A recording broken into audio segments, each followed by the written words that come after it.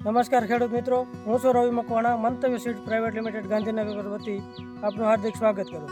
આપણે આજે મંતવ્ય સીડ કંપનીની કપાસની વેરાયટી એક્સપોર્ટ જોવા માટે નવા પીપળિયા ગામમાં આવ્યા છીએ. તો ખેડૂત પાસેથી જ અભિપ્રાય લઈએ કે આ વેરાયટી કેવી લાગી અને તે ક્યાંથી ખરીદી કરીએ બધા, અને વેરાયટીનું પરફોર્મન્સ કેવું છે. આવો તો આપણે ખેડૂતને જ મળીએ. નમસ્કાર.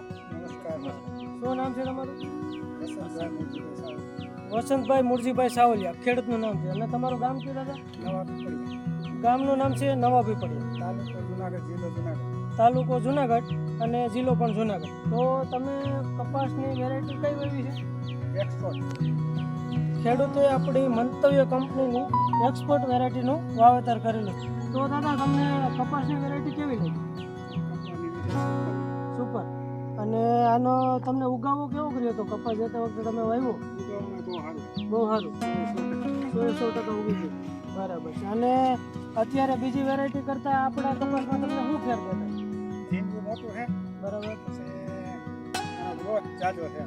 બરાબર. ફૂટ વધારે છે. ફૂટ વધારે. તો ખેડૂતનું કેવું એવું છે કે ઉગાવો બહુ સારો હતો બીજા નંબરમાં. તો આની ફૂટ પણ બહુ જોરદાર છે. અને તમે જોઈ શકો છો આમાં ઝીંડવા પણ સારા એવા લાગેલા છે. અને બીજી વેરાયટી કરતાં આપણે કપાસની વેરાયટીમાં ઝીંડવાનું વજન પણ વધારે. તો આપણે હિતેશભાઈને પૂછીએ. હિતેશભાઈ, તમે એક્સપોર્ટ વેચ્યું છે, તમને શું લાગે એક્સપોર્ટમાં? એક્સપોર્ટમાં ત્રીજું વર્ષ છે મારે. બરાબર. ગઈ સાલે આપણે વસંત બાપા સાવલિયા અને ગઈ સાલ વાવ્યું હતું. હા, બરાબર. ઓણે વાવ્યું છે. મારા ખુદના ખેતરમાં બોર હતું ને ઓણે 10 વીઘાનું જ છે. આના પછી આપણે ત્યાં જોવા જશું. વેરાયટી એક્સપોર્ટ સારી છે ને આગતરી વેરાયટી. આગળ બીજી વેરાયટી છે એમાં ખાલી ફ્લાવરિંગ છે.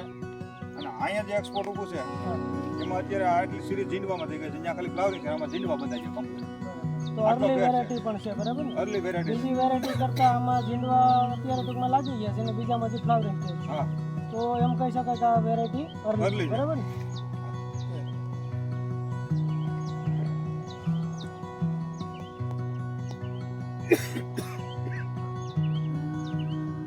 एक्सपोर्ट कॉटन खेतरनो असली चैंपियन मंतव्य एक्सपोर्ट कॉटन।